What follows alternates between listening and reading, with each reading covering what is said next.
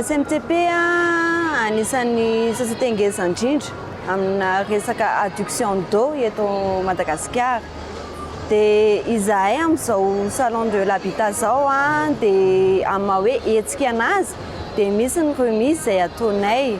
Raha tsy miresaka fotsiny tsika ankoatry ny hoe citerne ny fosse septique izay zavatra courant fampiasantsika andavanandro dia misy ny remise 20% be zao mandritra ny salon de l'habitat, izany hoe nanomboka efa omaly izy io ka mifarana hatramin'ny lahady 20 octobre.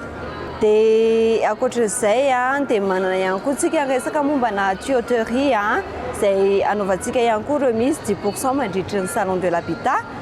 Dia misy koa ny karazana pompe manana pompe solaire izahay kit complet mihitsy izy io dia manao remise ihany koa tsika 5%.